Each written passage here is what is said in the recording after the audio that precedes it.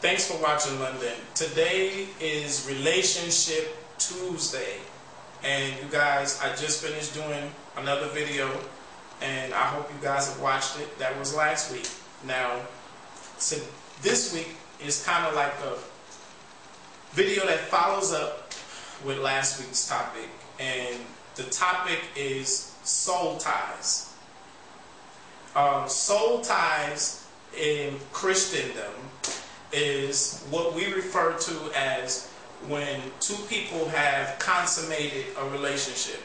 And I cannot say consummate a marriage because, again, we have people practicing sex in church outside of marriage. That's just the reality. Needless to say, people that are non-church goers do what they want. So what I'm bringing up today is the consummation of a relationship. And what is consummation? Consummation just simply means to have sex. When you have sex in a relationship, there is something that is exchanged in that relationship. It's a spirit-to-spirit connection, whether if you realize it or not. And what is happening in that type of relationship, once sex has been exchanged, is that, first of all, for both parties involved, it sends all kind of signals to the brain of pleasure, gratification, etc., etc., etc. It triggers and stimulates different hormones and stuff in your body. It releases different hormones and blah, blah, blah, blah, blah, blah, blah, blah. And some of those are tied to itself, to the sexual experience itself.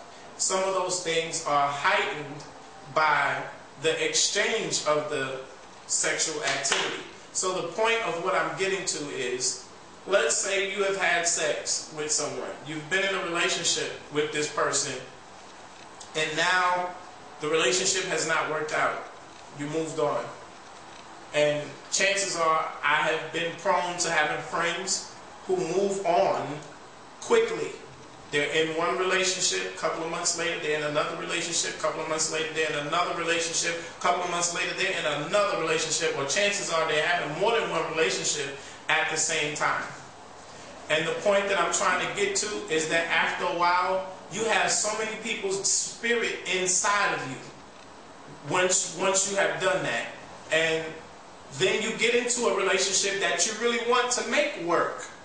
And sometimes what I have noticed that happens with people is that they try to make this new person in their life play out, role play, all of the events and things that other people was doing for them and in the bedroom to them, and etc., etc. And it may not be that person that you're with their forte. It's not their cup of tea to do certain things. They have not experienced all of what you have experienced, and you're trying to get them to play those things out. You want to know, flip you like this, and rub you like this, and lick you like this, and bring ice in the bedroom, and bring fruit in the bedroom, and whipped cream, and whip me, and slap me, and kick me, and do me in the shower, and do me on the roof, and do this and do that. And the point I'm trying to get to is sometimes through these consummated relationships, we open ourselves up to soul ties. That's what happens. There's a spirit-to-spirit exchange during intercourse. And when you have opened up yourself to that, there's a part of you that still continues that experience with that person, even though you're not physically with them anymore. So you can go on and move on and be in another relationship with a complete other person, but your spirit is still playing out the sexual experiences that you have had in the past. So the question I'm posing to you today is, are you under a soul tie? Are you struggling with a sexual past and with people that you have been with that is hard to break? And let me put it like this. Sometimes a relationship has ended for whatever reason it has ended. And it has not been all bad. Some of them end because it was something you should not have been in the first place. And others end because people make bad choices or wrong choices. And then the reality is that some relationships just don't last. So the question I'm asking you today is, have you noticed that it is hard for you to get over someone that you have once been intimate with? Is that person still living in your bedroom, but you're physically laying next to someone else?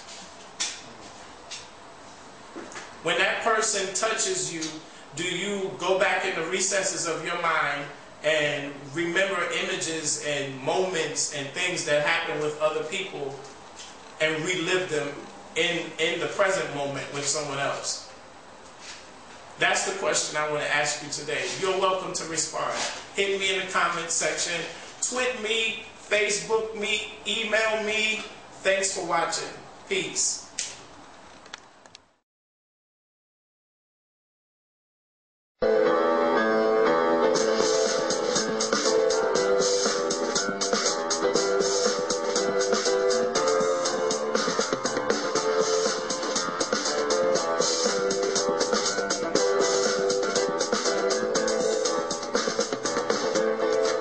Log on to Facebook.com, add The Michael London Show, or follow me on Twitter, Michael London TV on Twitter.